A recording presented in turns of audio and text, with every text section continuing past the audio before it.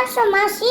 उसका कहना है कि आप उसे कभी कभी बाहर नहीं जाने पण आवडो या कुछ मासी खास खाना खाने से मना करती हैं। वो काफी मासूम है। કેમ છો બેટા? આજે મારે શું વાત કરવી છે તારે?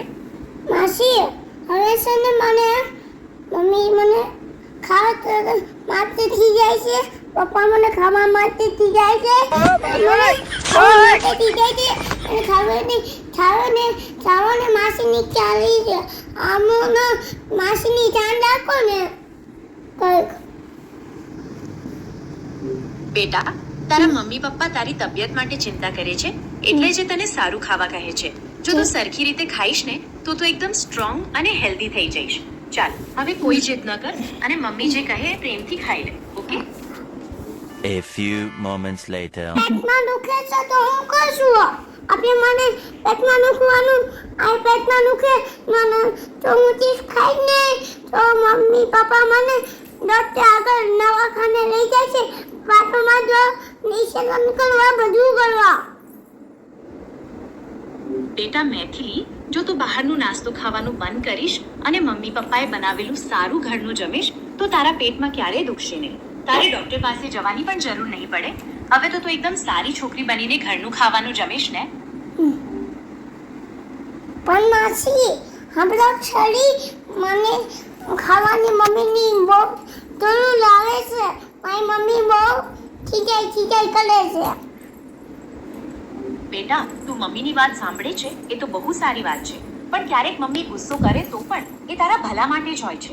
મમ્મીને તારી ચિંતા હોય એટલે તું પ્રેમથી એમની વાત માની લે. A બધું few સારું થઈ moments જશે. later. હા માસી હવે બાય બાય કરો.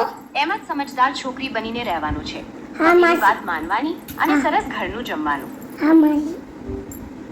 પણ ત્યાં માસી નવી વસ્તુઓ શીખશે અને બીજા બાળકો સંભાળો સાથે તો ખરી. મિત્રતા કરતા પણ શીખી જશે.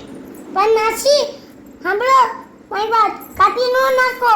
પણ મારી વાત માનો ને મારી મમ્મી કોઈ નહીં ખાવા દે, ખાના નહીં ખાવા દે, બધું નહીં કરવા દે.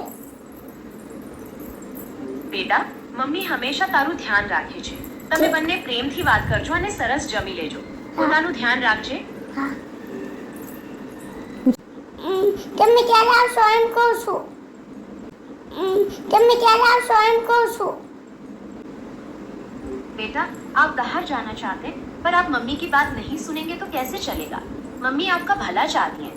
उनकी बात मानकर आप अच्छे પણ बच्चे માસી હું ક્યાં બહાર જાઉં તો હું કરશું આપણે. માસીની વાત કહું ને. તમે બહાર જઈને રમી શકો છો પણ પહેલા મમ્મીની વાત સાંભળવી અને થોડું જમી લેવું જરૂરી પણ છે. શું એના પછી તમે શીખવા આરામથી રમી શકશો.